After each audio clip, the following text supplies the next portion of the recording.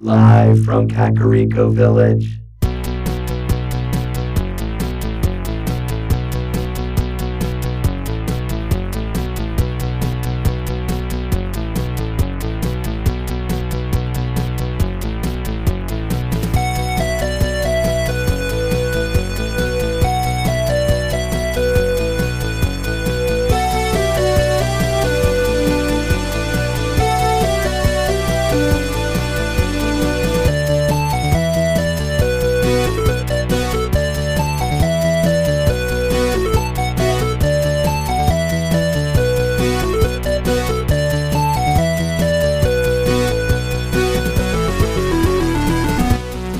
Broadcast throughout the Retroverse, transmitted to the real world via a maze of wires connecting a Super Nintendo to a Wii, to a Wi-Fi network, and finally to the Internet.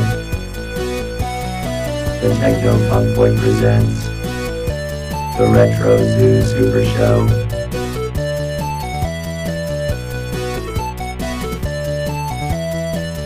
Now here are your hosts, Kai and Steven.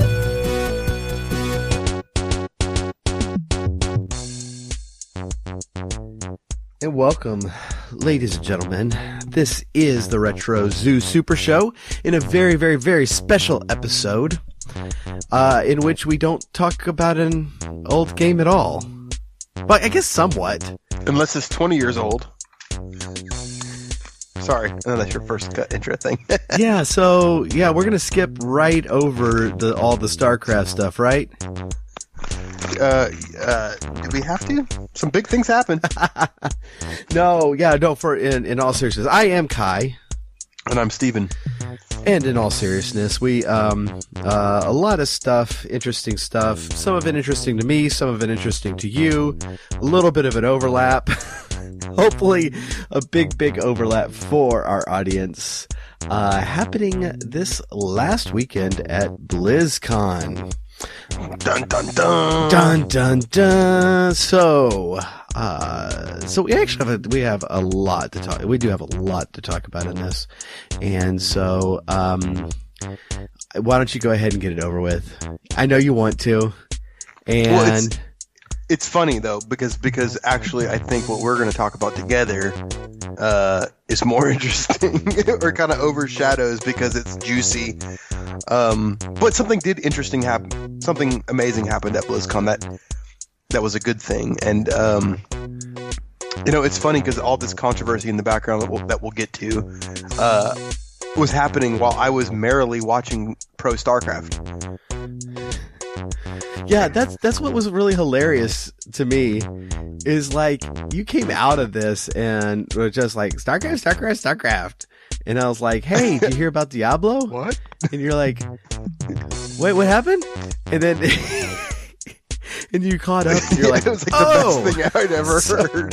So, no, it was funny because I was so absorbed. Okay, I watched every day of BlizzCon. I was watching the StarCraft tournament. So it started on Friday, and there was like a round of, I think it was 16, and then the next day it was a round of 8, and then it was the grand finals on Saturday. And so I was following, every match. I was at work and I was watching StarCraft on my phone, when I could, and when I couldn't, I was listening to it. I was doing the audio and just listening to the games being casted. And it was an amazing run. And actually, and I'll just get it out of my system right now. StarCraft is a 20-year-old game. And this was its 20th anniversary year. And so it has been played professionally almost its entire history. And every year, as we all know or may not know, that StarCraft pretty much started the whole esports movement. And at least it was the first big, was able to draw crowds and audiences, but not in the United States. It was in South Korea. So for some reason, South Koreans really got on the boat with StarCraft, and they loved it, and they made it. They took it as their own, and they made a whole esports scene around it, and I think some of the, companies were advertising with StarCraft, and it was just a big deal in South Korea and in the United States.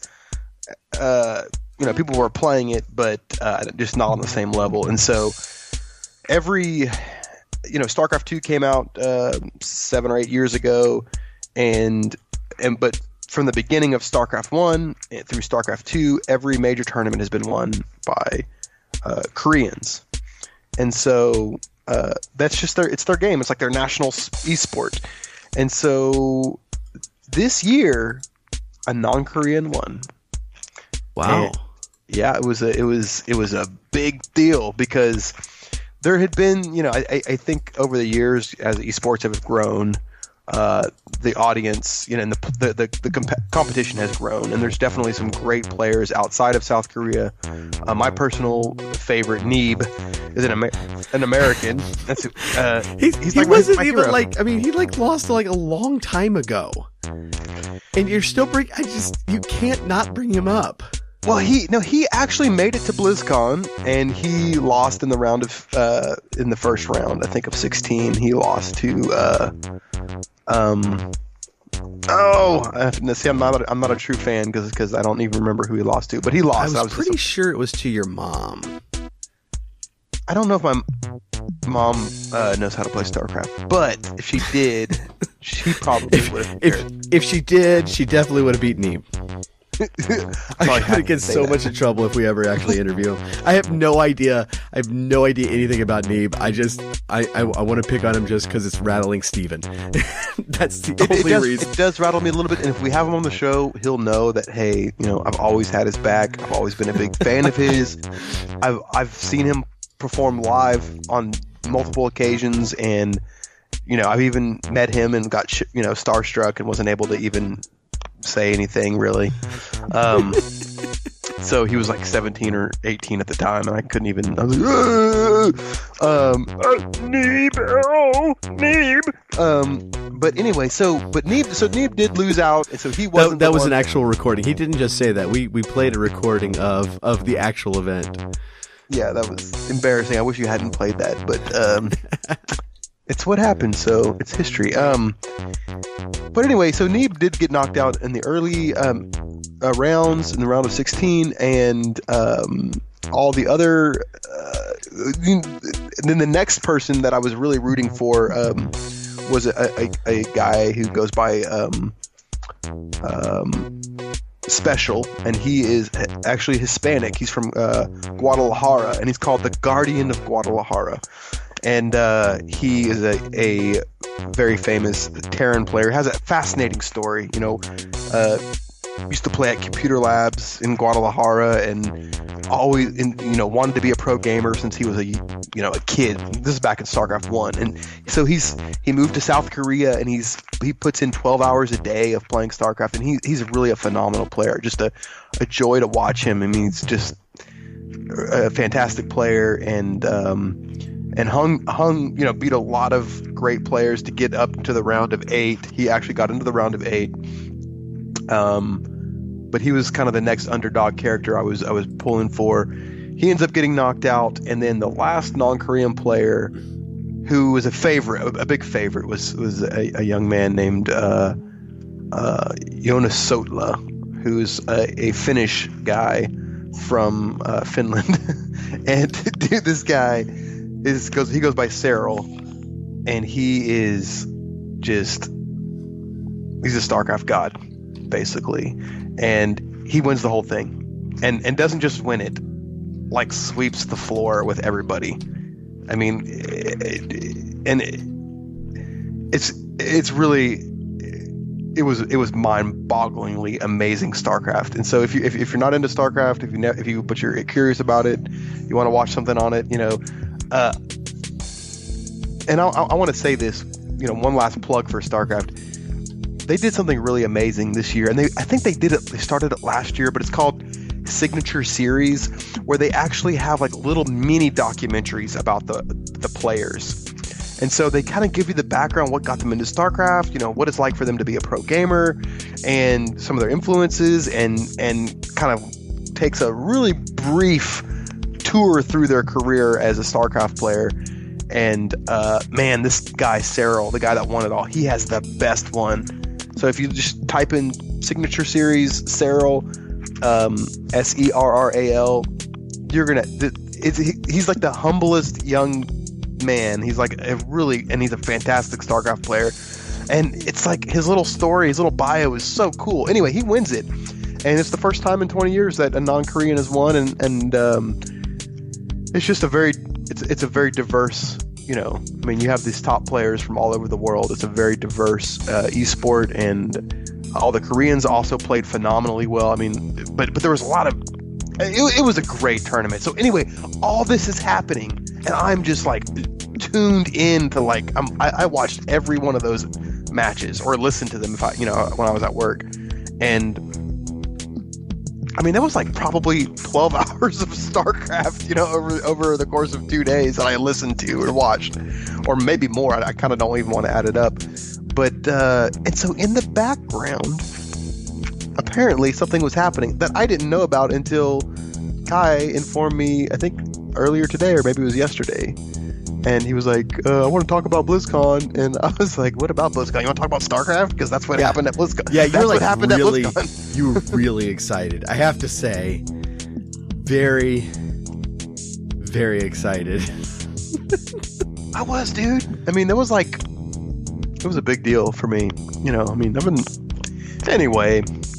But something kind of even more exciting happened. How is that possible? Like, this is like, this is a big upheaval, StarCraft is changing. It's like all this stuff is happening. But honestly, it was all feel good. It was all like, oh, this feels so good. This is so great. These players are, this is becoming a real, truly global sport. It's kind of the best players now no longer located in one regional place on the planet Earth. It's like actually spreading, and there's fantastic players in Mexico and in Finland and the United States, and this is just amazing, and I'm so proud of everybody, and I'm just feeling good. And then I find out that I can't stop laughing about it, but that Blizzard like totally dropped the ball in the background. So while I'm like paying homage to Blizzard every day by watching StarCraft esports, basically they're lighting their own pants on fire in the background. And maybe since you found out about it first, maybe you gosh. Well, okay, so yeah, all right, yeah. So I'm not tuned in very well, but all right. So for those who have followed it at all, this is the Diablo announcement, and so all right. So one thing I'm unclear on is if this was if people were being told this is a Diablo announcement that you're going to want to check out. Or if it was just in the middle of a bunch of announcements, but no, it was the last announcement. A lot of people are mad about that, actually. Yeah, it was put at the very end. It was hyped up. Yeah. So okay, so Diablo's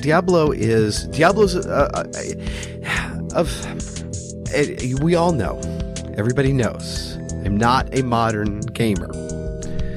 I think we've made that clear. So you're not a modern gamer. Right. I'm patting you on the back right now. Yes.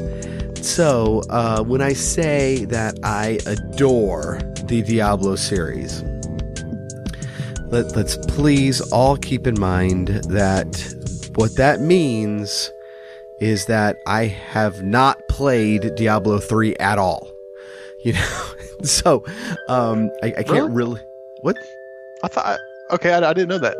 No, I haven't, and I have poured hours, and it's not because I don't want to. Right. It's the reason I am a retro gamer, besides the fact that I love retro games, is that I'm poor, and my computer's a hunk of junk. I'm not technologically up to date. You're not shelling out the big bucks for this. I would. I have no big bucks. There are no big bucks. Have you tried looking for secret rooms? Treasure chests? I mean, maybe you're just not looking hard enough, dude. Big bucks are there somewhere. That could be, yes. It's got to be a couple bosses. Right. So yeah, and so there are some modern games that I would absolutely love to play, and Diablo 3 is one of them. Now, I mean, when I say I'm a fan of Diablo, my favorite PC game is Diablo 2. Hands down. Really? And my second favorite PC game is probably Diablo 1. Yeah. I sunk time into both of these games. I absolutely adore them. And so Diablo news is very interesting to me, even though I'm behind. But what happened was, there's obvious from the clips that I'm seeing, there's obviously a vibe in the room. It's been 6 years since the release of Diablo 3. And so while this has not at all even remotely been a yearly release, I mean, let's pull it up. Let's see what year. It's 6 years old. No. I mean, Diablo 1 was 96. So Diablo 1 is 22 years old. Wow. And there's only been 3. Now, Diablo 2 and Diablo 3 have both had major expansions that came out. By the way, the Diablo 2 expansion, oh my goodness, that was probably my favorite expansion of any game too. I just have this thing for Diablo 2. I'm gonna stop now. I'm gonna stop gushing over Diablo. I think this is actually this is the time you would gush over, leading up to what we're about to talk about, because it won't make sense unless you do. And you're probably over there going, Diablo. No, actually respect your love of a game, unlike you not respecting my love of a game. Right, exactly. Oh goodness. Yeah. Taking the higher ground here. Oh goodness. Well, and that's appropriate, because I'm going to try to take the higher ground later, and you are just going to jump right into the mud. That's fine. Yes, I am. Okay. So the mood of the room is, even though Diablo is not a game that releases often, it's getting to about the time where people are expecting, some announcements. Well, right. I mean, Diablo 4 is on the horizon. I mean, everybody, it's on the horizon. That's what everybody's thinking about. That's what everybody wants. That's what everybody's expecting and waiting for. Right. And that is that's what's happening, leading up to this whole fiasco. And I think that's why it's a fiasco, partly. Right. And there's multiple contributors, but that's part of it. There are multiple contributors, and not, the whole thing is only as bad as it is because of how it was handled, But so everybody's kind of expecting a Diablo 4 announcement, some sort of hint as to what's going on with it, and the drum rolls. I don't know if there's a drum roll in it, but the announcement is made about Diablo Immortal, which is a mobile game, and not even like a self-developed mobile game, but it's like, as I understand it, it's like a Chinese mobile game that they are, some people are saying reskinning. Some people are saying just kind of taking the basics and building the game around it.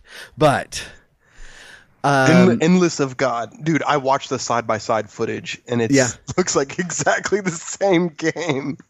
Yeah. And so NetEase had done it's called Endless of God, and it's made by NetEase, and that's who Blizzard is partnered with, which is outsourcing. It's a Chinese mobile device firm that they outsourced basically the Diablo, Immortal mobile game for, which is a microtransaction game. Anyway, sorry. Right. I'm already jumping into my mud sloshing. Yes, yeah, I know. Well, so hold me back. So there's like just this like look on everybody's face. Like, I mean, like when you're at a fancy restaurant and and you've been just looking forward to this like steak, like perfectly grilled, medium rare or rare, just even I mean, just it comes out seasoned to the perfection, and they let you know that they're serving hamburgers tonight, and it might even be a good hamburger, but that's not why you came, and so and they bring you chicken nuggets. Well, yeah, and sorry. And people were upset, and so this is where a really bad decision started getting a lot worse, because one person was trying to, I believe this one person was trying to find the bright side in this. It's like, well, is it like ever going? I mean, okay, this looks okay. Is this ever going to be on PC? And they were like, no. And then one of the people on stage just shouts out, "Do you people not own phones?" That was after everybody started booing. Yeah. Sorry. Everybody booed. Everybody's booing. Yeah. I'm sorry. I skipped that. And it's just like, do y'all not own phones? Which is like, not the way to of course they do. But these are not PC the way gamers. to handle that. Right. Yeah, it's, I mean, and then one person, and, I have to admit I chuckled. I'm going to go on a rant later. I'm going to let you rant first. I'm going to rant in a bit, where I don't think this is what the best way for the fans to have acted. But the fans then followed that up with, this is like a off-season April Fool's joke, right?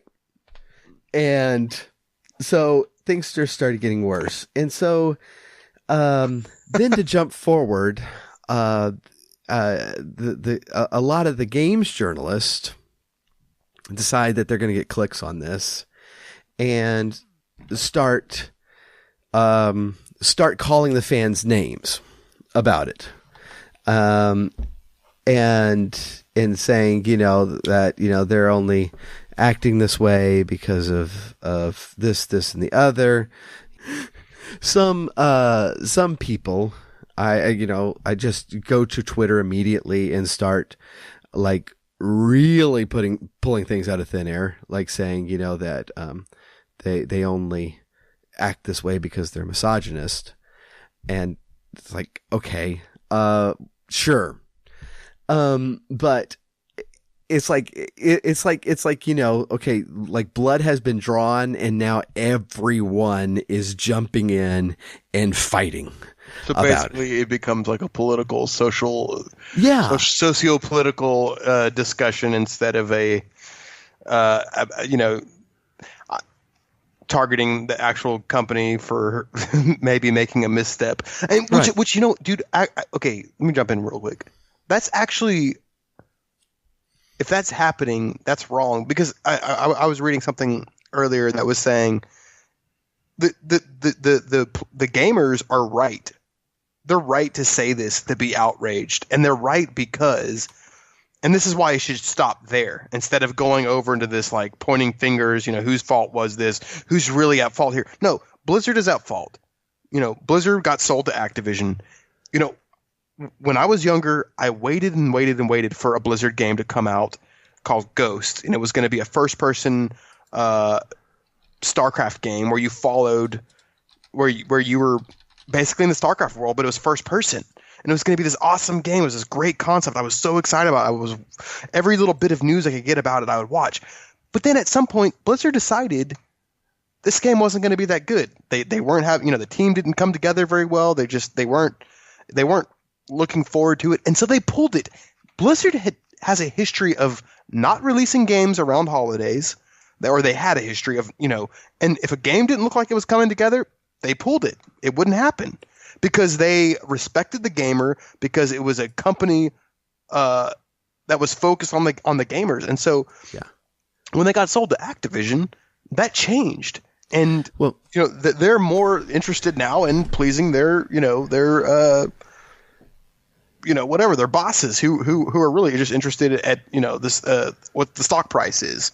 And so And I should, just to play off that real quick. Yeah. It's like when Warcraft, StarCraft, and Diablo were coming out, and they were all hitting about the same time. those games sent shockwaves through the gaming industry. I mean, those games were amazing. Well, I mean, think about it. All those games are pillars, and I've heard this. Yes. I mean, of the gaming world. I mean, you look. I mean, even it's like when Blizzard released something, it is a pillar.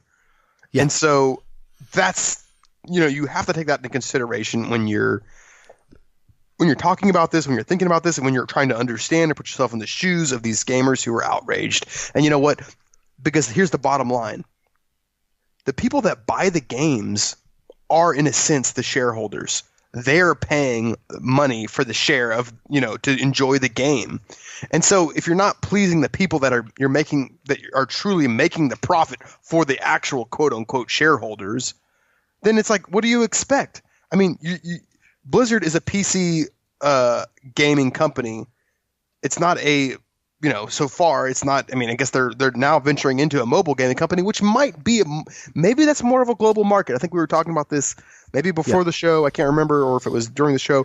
But so that's nice. Okay, yeah, there's a global market here maybe that they can tap into. But traditionally, Blizzard has been a PC gaming company, and this is at a convention for PC gamers who they paid money to go there. Right. It's not like they're just. This is like they got to get in for free. These people paid money. They're there. They're expecting something. Now, whether or not Blizzard, I've heard, that Blizzard kind of made an announcement that didn't say they weren't going to release Diablo 4, but was also at the same time like, but it wouldn't be at the show, wouldn't be released at the show, but it was in the works. Right. Whether or not they gave enough heads up or not, I mean, they saved the Diablo mobile. They saved it for the last part of the show. So it's like, okay, so when you tell a story, or when you're unveiling things, you unveil the best thing for last. Right. And that leads me to believe what Kotaku originally reported right after it, and that has been challenged by Blizzard. That there was planned Diablo 4 announcement, and it did get pulled at the last minute. But it's if I was Blizzard, I would have been like, actually, yes, that was what happened. Sorry. Instead of like trying to blame everybody for not having phones, they should take some responsibility here. And just to be fair, that the people on stage. I feel bad for them. I do too. And they were very frustrated. I do too. And that dude, these people have been working on this game, Yeah. And that dude just, he had an emotional reaction. I don't think Blizzard has come out and said that again, like in a planned statement. That was off the cuff. But yeah. And I don't think that this would have been a big deal at all. If it was like, hey, we're working hard on Diablo 4, here's kind of an idea that we have. And in the meantime, guess what else we have? We're really close on this Diablo mobile game. That's kind of the way things are going these days. And I don't think that would have been as big of a deal. Or if they had announced this in a place where, a bunch of PC gamers had not spent money to be there so that they could learn about a new mobile game, Yeah. Well, I also heard something that was like, I guess I didn't know this, but BlizzCon didn't used to be every year. I mean, I'm a Blizzard fan, but I'm not a BlizzCon follower. I've never been to BlizzCon. I mean, apparently they used to do it every couple years. And so they would generally have a big announcement to make. Mm-hmm. And so, but now I guess recently in the last few years, they've been doing it every year. It's a big moneymaker. It's a great platform for esports. I mean, and they always make some announcements, but it's like expansions or upgrades to, whatever. So like they have something to talk about, but I guess kind of the vibe I got after kind of following this rabbit trail of people freaking out about this whole thing is that basically they just don't have enough to talk about. And so part of people's expectations being dashed against the rocks is like, well, it's BlizzCon. There, it's not as much of it's not like E3, where like that's the entire point of it is to unveil new things. I mean, it's like BlizzCon is kind of now just a festival, and so for people to have an expectation that every year they're going to unveil something huge is a little bit. It's unrealistic, yeah. It's unrealistic, and so, but at the same time, it's like, I'm not trying to side with Blizzard here. I don't want to get crucified, but but at the same time, I think that where they put it in the show, in the unveiling process at the very end, the fact that they, teased it, there's a big Blizzard unveil, the fact that it's at a PC gaming convention, and I guess, that's actually something really interesting to me is this dichotomy between mobile gaming and PC gaming. I'm pretty much a PC gamer. Sure. I've never played any mobile games except for PUBG Mobile, which I played for a while, and then one of the releases was too much for my phone to handle, and so I stopped playing it. Right, yeah. But I had a good time with it. But at the same time, it's kind of like, I'd rather play when I'm going to sit down to play. I'm going to play on a computer. And, yes. Yeah. And I think most people are like that. I mean, I think people that aren't committed gamers probably play on their phones to pass time or whatever. But most people would rather sit in front of a computer. And so I feel like there's a lot to flesh out there. And I think, and here's the other interesting thing.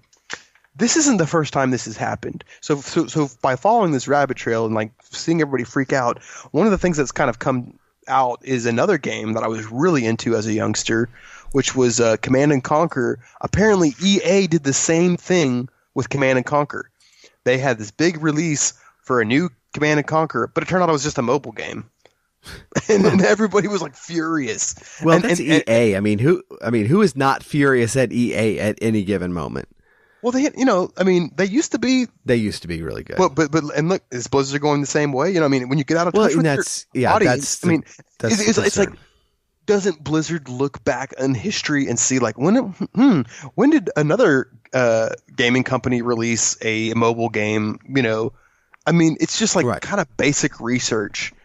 And I don't think they expect. The crazy thing is they didn't expect this. Yeah, and that's the problem. And that's the problem. And actually, the whole reason that we talked about this topic to begin with is I was thinking, it's like, hey, this would be a nice way to talk about the differences between playing on a PC or playing on a console or playing on a mobile device. And there are differences.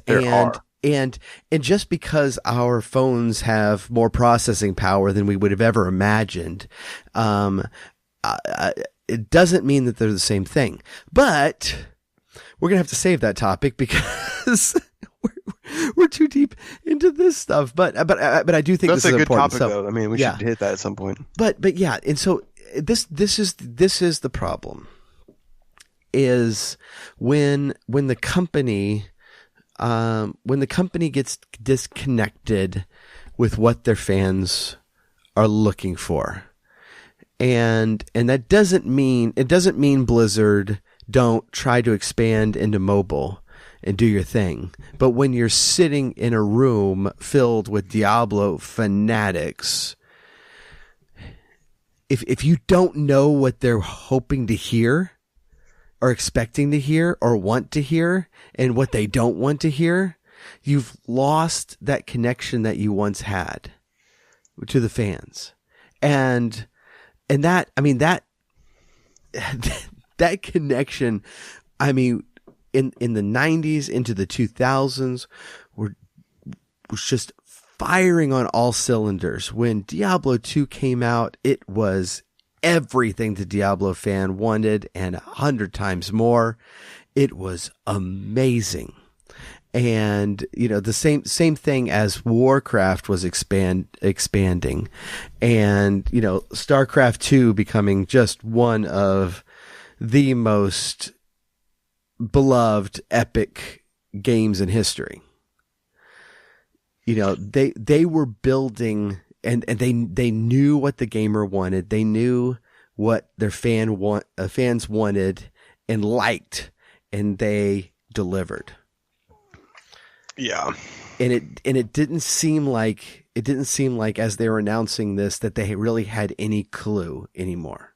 And that's the thing that's the thing that's I think is really concerning here. Well, yeah, and it wasn't that long ago that Overwatch got released, and I doubt. I'm kind of thinking that Overwatch was released after Activision bought Blizzard. I'm sure. In fact, I'm almost 100% positive it was. So I'm not gonna. I was gonna look it up, but let's just make accusations instead. Well, I mean, this is actually I'm trying to defend Blizzard in a way because it's like they still know how to put out a pillar of gaming. As much as I don't play Overwatch. I think it's it's just anyway, but it's an amazing game, and obviously it's garnered a huge following, and so I think that it's something to consider. They still know how to put out a good game, and it's kind of like, think about it as like a rock star, or something like that. You're putting all this stuff, and it's like all these hits after hits after hits, and then and you're like you're a heavy metal guy, and then all of a sudden you want to put a country song in the mix. It's like you're gonna confuse the heck out of a bunch of people, and probably make them mad especially if they paid. To hear that song, before they knew what it was. It's like, wait, you're going country now? And right. But anyway, no, I think you've made some good points, and I think those are kind of that seems to be the biggest concern is not that it's a mobile gaming app, and not that it's it's a reskinning of another game, and all this stuff brought ire, on their own counts, but it's that Blizzard seems to kind of have lost touch here, and it's, dude, it is so painful.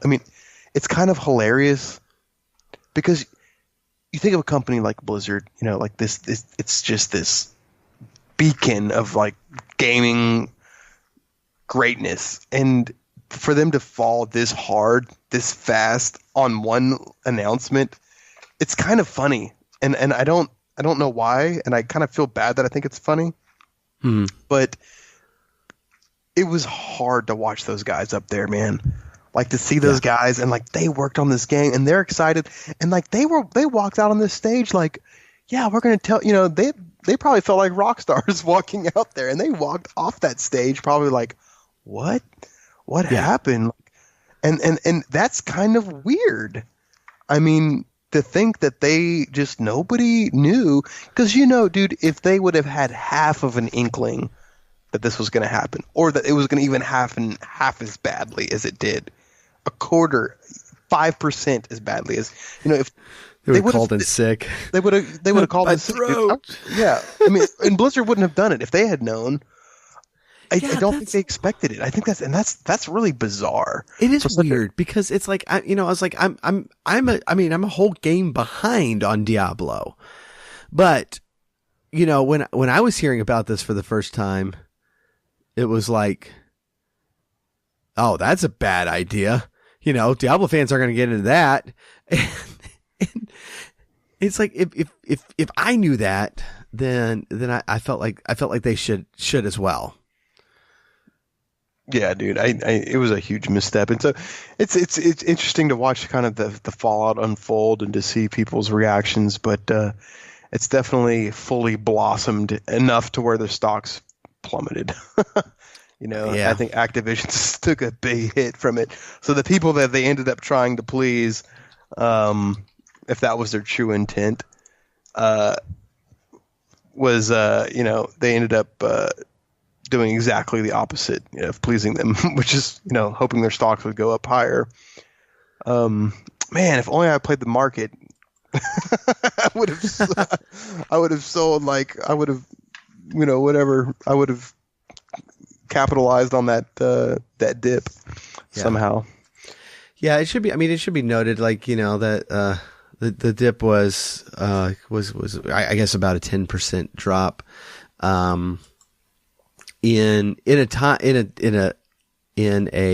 time where like the Dow was going up, and so it's not just like market volatility that's doing that. There was a reaction. It will go back up. I mean, this might be a good time to purchase. I did not check the price today. I only checked it a couple of days ago, about Wednesday. So actually, it might it's probably a great time to purchase, unless it's already gone back up. Yeah. Yes. So don't take my advice on that. Go see a financial specialist. There you go. Let's. Yeah, I was like really planning on throwing a lot of dirt, but it's kind of funny. I hadn't really talked about it a whole lot. I had just been listening to everybody else throw dirt, and I'm kind of like, okay, I'm definitely on board with what everybody's saying. But, I mean, dude, what a great way to learn.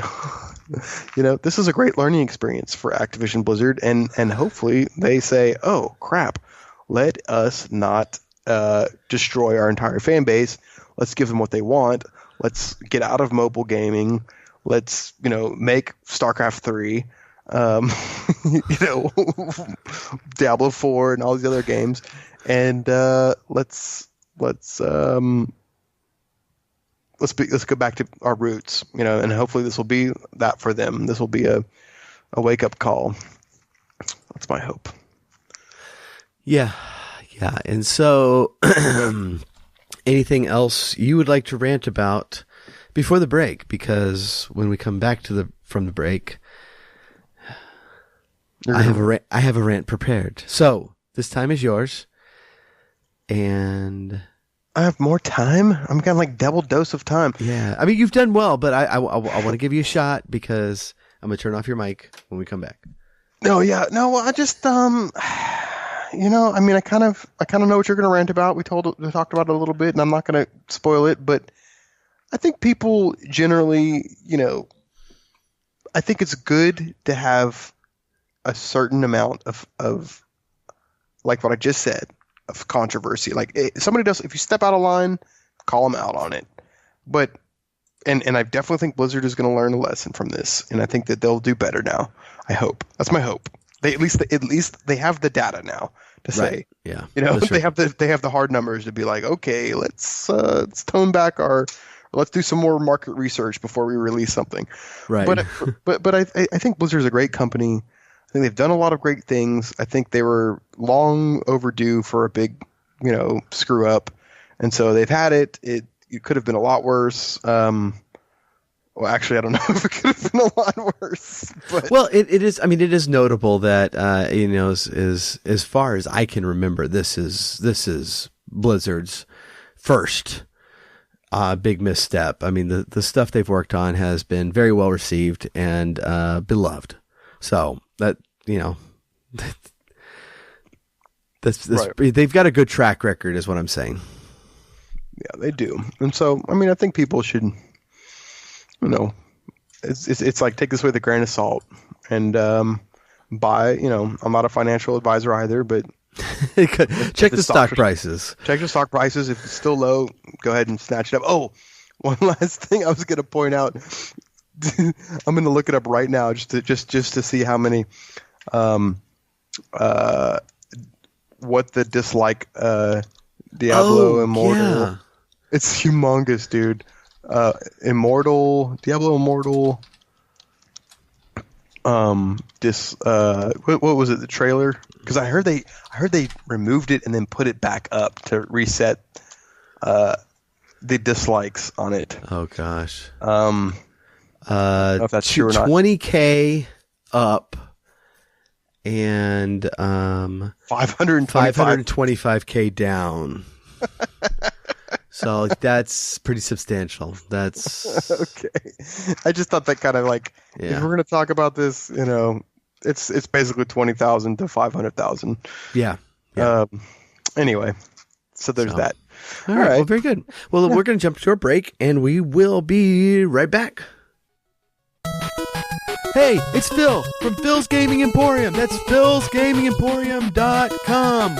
With all this talk about Gabriel Knight, we are running this special for you. If you're a fan of these games, then this is something you must have. This is the actual medallion of the Ritter family that belonged to Gabriel Knight that he recovered in Africa, that restored his family honor, and you can have this actual medallion of the Schottenjäger for yourself so that your family can find prosperity too.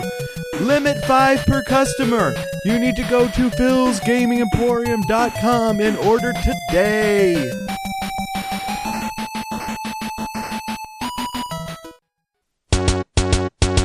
Back. I wanted to take the opportunity to talk about something that I really don't think that I've really delved into in the past. It is tough to remember every single topic that we've hit over the course of well over 60 shows now. This is episode 61, but we do have a few unnumbered episodes in there, and so I think this is like 65. It doesn't really matter, yeah. But it's hard to remember everything I've said. We have tackled current events before. It's unusual because this is a retro gaming podcast, but we have done it. And so I'm not quite sure of all the things that I've said there, but one of the reasons we do a retro gaming podcast is because it lets us avoid, well, almost all of the little squabbles that pop up here and there, over whatever the topic of the day is, whatever controversy is hitting or did hit retro gaming, it's long gone. You know, for example, we did Phantasmagoria a year ago, and all the controversy about the violence in that game, long gone. You know, the controversy of Mortal Kombat seems darn right tame to us. And so we can kind of look at it and look back and kind of wonder at it, but we don't have to jump in and take sides. And I really like that. It's not that I'm opposed to sides and I'm opposed to taking stands. I just don't think this is the place for it. And there's a lot of people, and I'm not talking about Diablo right now. All right. Well, I'm going to get back to it, but I'm not talking about Diablo right now. I'm talking about just everything. It's like whenever you say something like that, there are people who their immediate reaction is that, that we can't, we can't let any area go where we're not fighting this fight just, in every aspect of life. And, if you're not fighting this fight in this area, then you're on the wrong side, essentially. And I'm just of the firm perspective that, not everything has to be a fight. And not everything has to be political. And in fact, some things have to not be. Because we get warped. When we are out for a scrap in just every situation, it affects the way we think. It affects the way we feel. It affects who we are. And not in a good way. And not in a healthy way. And the people who get like this go around thinking in their head that they're heroes because they fought something about a video game. And you're not. And you're not. I mean, and this is something that's tough to talk about because it's like, I can't make a definite line somewhere that, hey, this part of my life needs to be the battle and this part does not. But I mean, I can tell you, as far as being a fan goes, I can tell you probably Diablo's not one. Probably Diablo's not one. There needs to be parts of your life that are not a battle. There needs to be parts of your life that are not politics all the time. There needs to be that smelling of the roses moments. I was actually going to a church several years ago, and the church felt to me that it was taking a turn that I really, really, really didn't like, and or it may be that I was growing in a way that was turned away from what they were doing, or maybe it was a matter of both. But I wasn't sitting there, in the pews just rattling off things to everybody and complaining here and there. But I was talking to one of the kind of lower management leaders of the church, and talking through the problems, and he essentially agreed with me on what I was having problems with.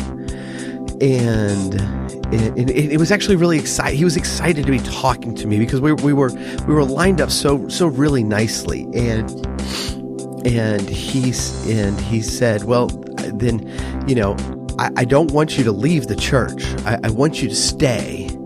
And I want you to, kind of be an influence from within. And so I thought about that for a few weeks, and I was at a few services like that, and I finally I came to the point, and I talked to the same guy about it later, and this is, kind of the way I worded it is like I can stay here and I can fight, and I might make a difference, but I just don't think that that's what Sunday morning is supposed to be. And so, with the blessing of the leadership of the church, I left. And that was the first time in my life, because when I was younger, I was so much like the people I'm seeing all over the place that I just, I wanted to just in every circumstance point out the better way, just yell out and hope someone is listening, just plead with people all the time. And I think that was the first time in my life that I really started realizing that there's times that you've got to go home. And home in this example is a place to rest, to be at peace. And as I was starting to gain that peace in life, it really I began to see the great importance of it. Not that you stop the fight, but that you have a place to regroup and be at peace.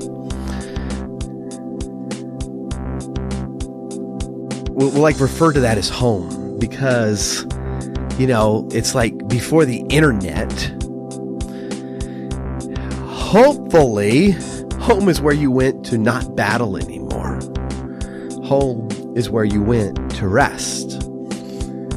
And then the internet happened.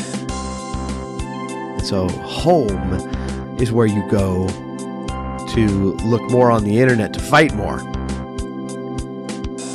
And this has really been on my heart, because look, as of the release of this episode, for those who are listening in the future, welcome from the past. No, but we just had the midterm election, and it was a battle.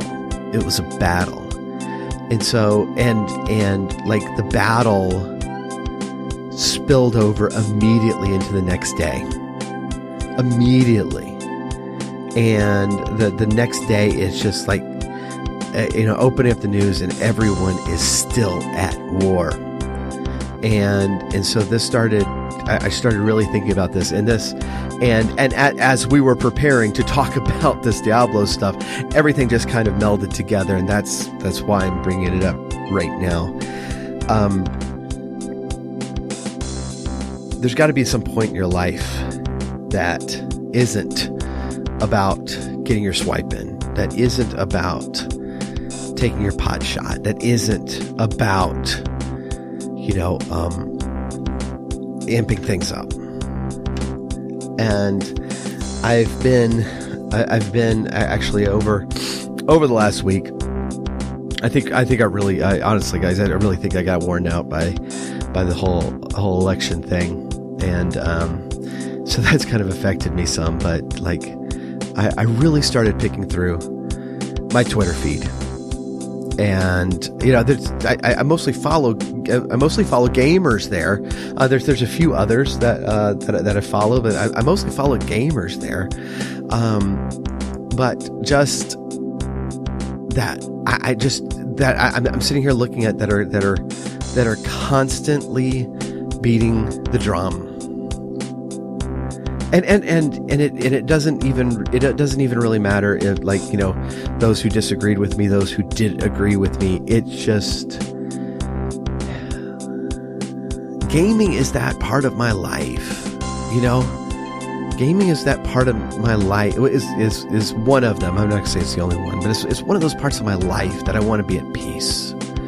That I do this because I enjoy it, not because I'm looking for some analogy of society or something of the like or something like that. It's not.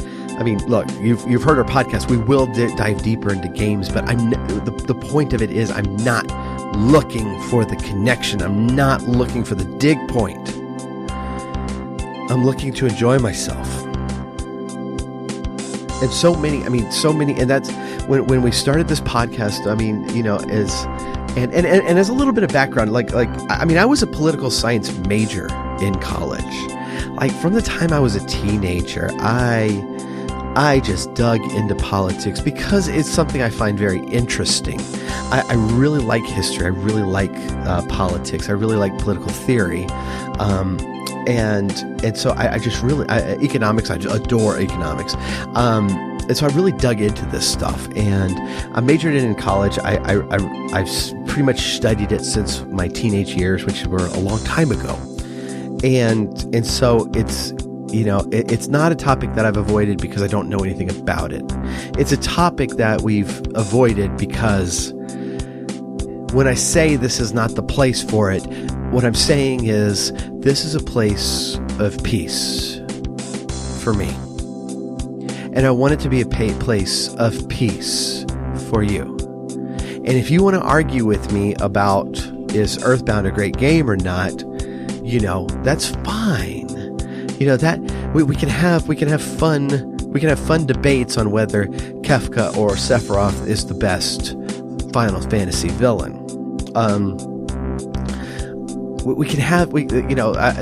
There are arguments that are fun,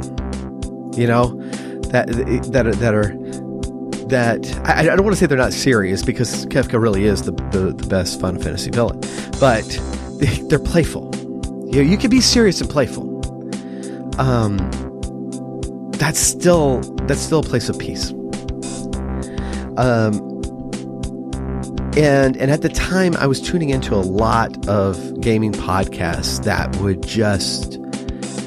they would be talking about retro games, and then they would start taking their digs.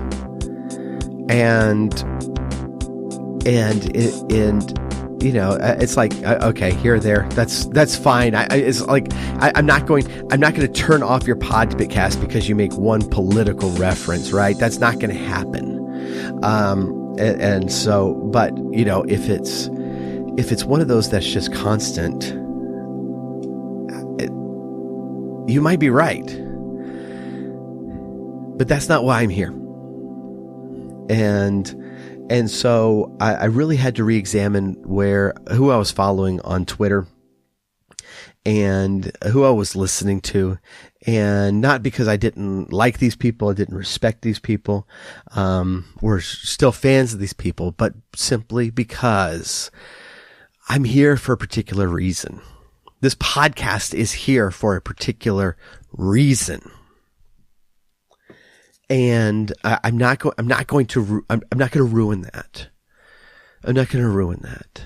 This is a place of peace where we can relive the console wars in kind of the playful debate that it always should have been, you know, and poke fun at each other in fun and enjoy ourselves and enjoy our memories and learning and playing some of these games for the first time because people recommended it to me and whatever. This doesn't have to be your place of peace, man. It doesn't have to be. But I'm telling you, this is something you need. This is something you need. There's a reason I take Sundays off. I take Sundays off from everything. Except worship and family and friends. And there's a reason I believe God commanded that. And so when we talk about what happened at BlizzCon, it's like if I had been in that audience and I had made the effort to go over to BlizzCon, and I am a Diablo fan, I'm way behind. I won't be playing Diablo 4 whenever it comes out. But if I'd been in that audience, I would have been disappointed. And I wouldn't be disappointed because a mobile game dared to come out, goodness. I mean, Final Fantasy 15 had, I think, like several mobile tie-ins, and I don't think anybody really cared. That's a thing that's understandable. But the way it was hyped up and then revealed and then everything that happened afterwards, I would have been disappointed. I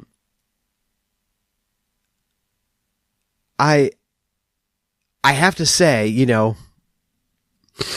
as much as I would have been disappointed with those people around me,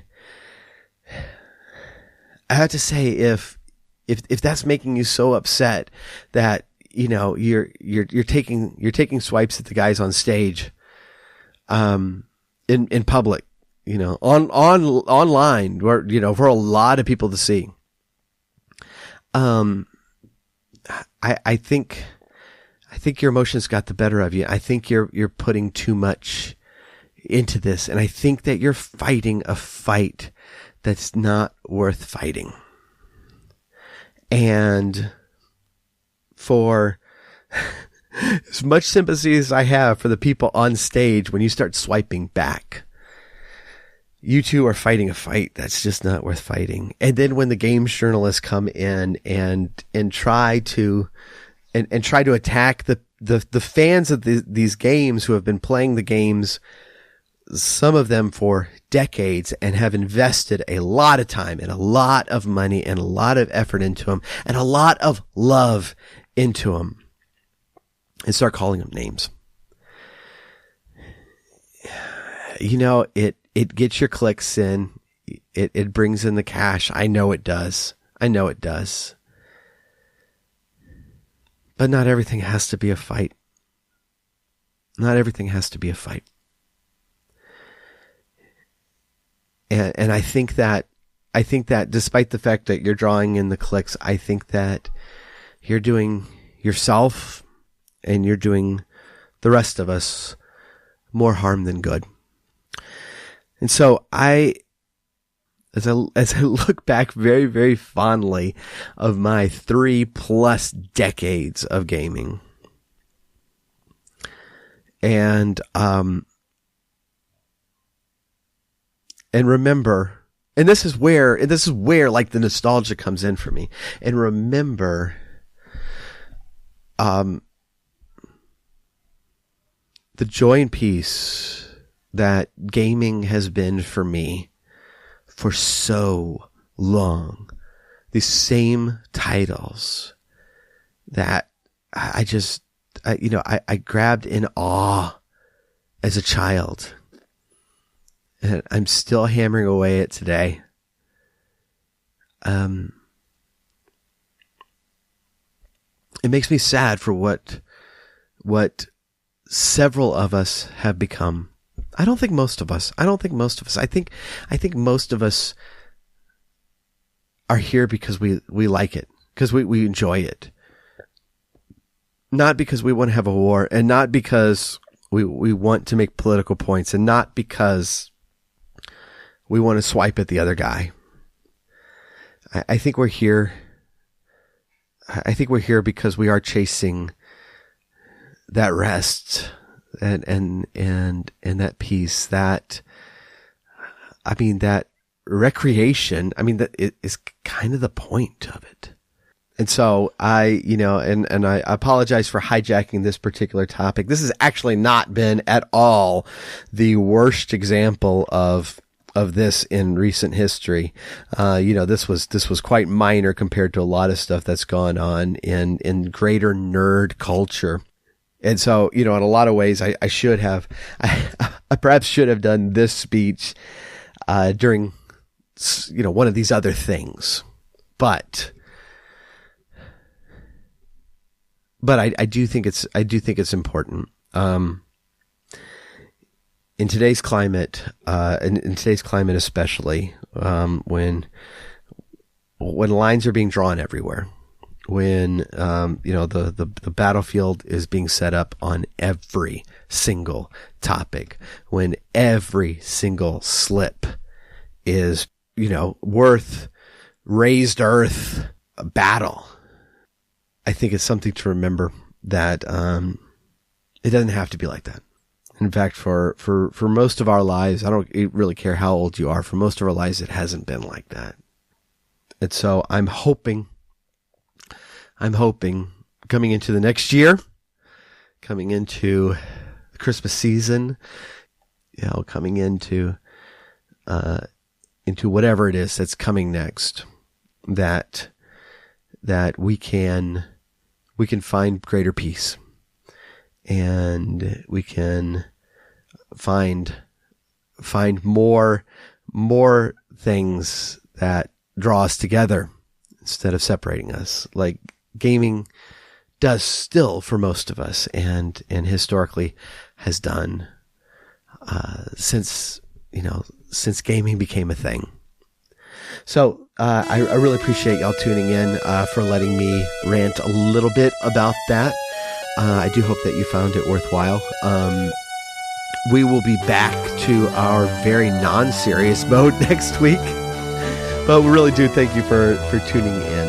And until then, I hope that you have an absolute blast playing video games this week.